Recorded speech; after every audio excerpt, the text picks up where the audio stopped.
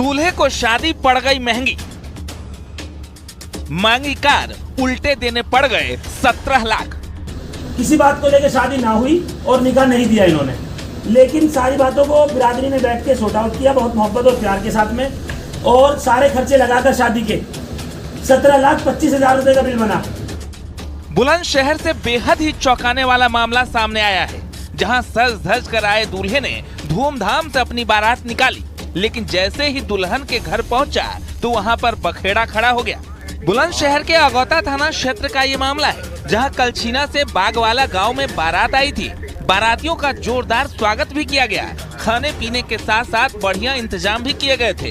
बारातियों ने व्यंजनों का भरपूर लुत्फ भी उठाया। बारातियों ने जमकर डीजे पर धूम भी मचाई। इसी दौरान निकाह पढ़ाने की तैयारी चल रही थी और मौलाना मौजूद थे, लेकिन दहेज की बात आई तो खटपट शुरू हो गई, जिसके बाद तनातनी चलती रही। मौलाना ने लड़की पक्ष की तरफ से दिए जा रहे दान दहेज की लिस्ट पढ़नी शुरू की, लेकिन जब दहेज में कार देने की बात आई तो मामला गर्म हो गया। मौलाना ने जो पढ़कर बताया उसके मुताबिक दूल्हे को स्विफ्ट डिजायर कार देने की बात की गई, लेकिन जैसे ही मौलाना के शब्द दूल्हे के कानों तक पड़े वो बुरी तरह भड़क गया। ये सिर्फ इसलिए कि कल ये 4.5 लाख रुपए इनके देकर और अपना सामान वापस ले जाएंगे, अपनी अमानत वापस ले जाएंगे। वो सामान भाई साहब के पास रखा है। शादी समारोह में शामिल होने के लिए दोनों तरफ से सैकड़ों लोग पहुंचे थे, लेकिन इसी बीच दूल्हे ने स्विफ्ट डिजायर कार को लेने से मना कर दिया और उसने क्रेटा की टॉप मॉडल कार की डिमांड कर डाली। आरोप है कि दूल्हा पक्ष ने मनपसंद कार न मिलने पर निकाह करने से इनकार कर दिया, जिसके बाद तो माहौल गर्मा गया। शादी में आए लोग भी दंग रह गए।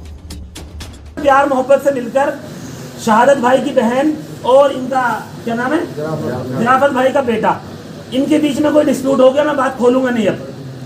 किसी बात को लेकर शादी ना हुई और निकाह नहीं दिया इन्होंने, लेकिन सारी बातों को बिरादरी ने बैठ के सॉर्ट आउट किया बहुत मोहब्बत और प्यार के साथ में, और सारे खर्चे लगाकर शादी के 17,25,000 रुपए का बिल बना, जो लड़के वालों ने 12,50,000 रुपए अभी दे दिए हैं, और एक सेल्टोस गाड़ी, सेल्टोस नहीं, सोनेट, और सोने की चीजें अपनी यहाँ गिरवी रख दी है, सिर्फ इसलिए कि कल ये 4.5 लाख रुपए इनके देकर और अपना सामान वापस ले जाएंगे, अपनी अमानत वापस ले जाएंगे। वो सामान भाई साहब के पास रखा है, भाई साहब से आप पैसे देकर और अपना सामान ले जाए। दोनों पक्ष राजी है इनके पास सामान रखने के लिए, कोई दिक्कत तो नहीं है। अगर किसी को कोई हमारी तरफ से जो बीच के लोग हैं कोई ठेस पहुंची हो, कोई हमारी गलत बात लगी हो, तो हम इसकी अभी यही माफी मांगते हैं। ठीक है जी प्रधान जी, बोलो खड़े होकर। बहुत अच्छी बात है। अब शादी में इतना खर्चा हुआ था तो लड़की पक्ष वाले भी गुस्से में आ गए। बात समझ हम सब ये समझते हैं कि फकीर ये लोग हैं जो मांगने के लिए दर दर आते हैं, जो हाथ फैलाते हैं, उनको हम फकीर समझते हैं। ये फकीर हकीकत में नहीं है, ये हुक्मन फकीर है। हकीकी फकीर तो ये लोग हैं जो शादी में जहेज मांगते हैं, गाड़ी मांगते हैं और हाथ फैलाते हैं। ऐसा महसूस होता है जैसा कि, और ये वो फकीर है जो देखने में फकीर नहीं लगते, सूट बूट में बिल्कुल कोट चढ़ा करके और हाथ फैलाते हैं बेशरम और बेहया की तरह कि मुझे ये सामान दे दिया जाए।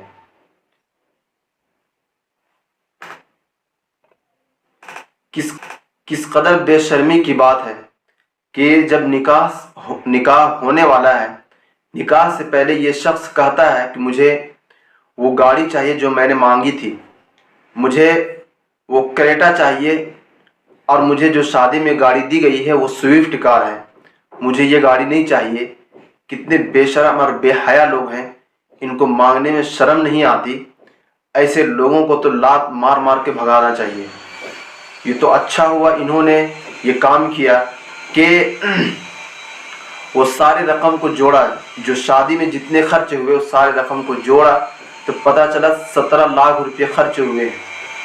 और 17 लाख रुपये जो खर्च हुए उनको ये मांग कर फिर उनसे दोबारा मांगा गया कि 17 लाख रुपये खर्च हुए, तुम इनको ये पैसा तुम वापस करोगे तब वापस जाओगे, वरना तुम यहीं रहोगे। सबको बंधक बनाया। बंधक बनाने के बाद इन्होंने 12 लाख रुपये तो दिया, लेकिन और जो रकम है उन्होंने बाद में देने का वादा किया है, लेकिन उसके बदले में जो उनकी गाड़ियाँ हैं उनको गिरवी में रखा गया है। ऐसे बेशरम और बेहया लोग हैं। जब भी ऐसी शादी हो और कोई लोग ऐसे मांगे, सबसे पहले उनको कमरे में बंद कीजिए اور بند کرنے کے بعد اس طرح کٹیا کیجیے کہ دوبارہ منہ نہ کھلے اس طرح مانگنے کی. اس طرح اگر بھیک مانگنا ہے تو آئیے دروازے پہ اور دروازے سے لے کر کے جائیے. اور جب رمضان آئے تو ایسے بھکاریوں کو یاد کیا کیجیے اور یاد کر کے ان کو زکوٰۃ خیرات دیا کیجیے. جتنے آپ مال و زکوٰۃ نکالتے ہیں مال میں وہ سارے ان بھکاریوں کو جو سوٹ بوٹ پہن کر کے آتے ہیں مانگنے کے لیے شادی بیاہ میں ان کو دیا کیجیے. ان کا حق ہے، ان کا فرض ہے، ان کو دیجیے. شرم و حیا سارے ختم کر دیا ان لوگوں نے. اور میں سمجھتا ہوں کہ گارجین کی بھی غلطی ہے اس میں، جو اپنے آپ کو کمتر سمجھتے ہیں. ایک بات بتائیے، جس طریقے سے لڑکا کو لڑکی کی ضرورت ہے اسی طریقے سے لڑکی کو لڑکا بھی ضرورت ہے. جب حاجت میں دونوں برابری ہیں تو پھر گرنے کی کیا بات ہے؟ کوئی وجہ نہیں ہونی چاہیے گرنے کی سامنے. وہ شادی کرے نہ کرے، ہوا کھائے. لڑکے کو لڑکی ضرورت ہے، لڑکی کو لڑکا ضرورت ہے. اللہ تعالیٰ نے جہاں مقدر لکھا وہاں ضرور ہو کر کے رہے گا. کسی کے سامنے، کسی کے پیر کے سامنے گرنے کی ضرورت نہیں ہے.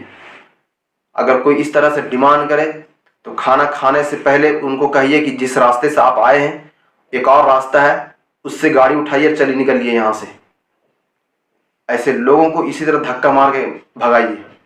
کھانا کھلائے بغیر جب آپ رشتہ طے کریں، رشتہ سے پہلے عجیب بات تو یہ ہے کہ جو لڑکا شادی کرتا ہے وہ ڈیمانڈ نہیں کرتا، اس کا بھائی ڈیمانڈ کرتا ہے.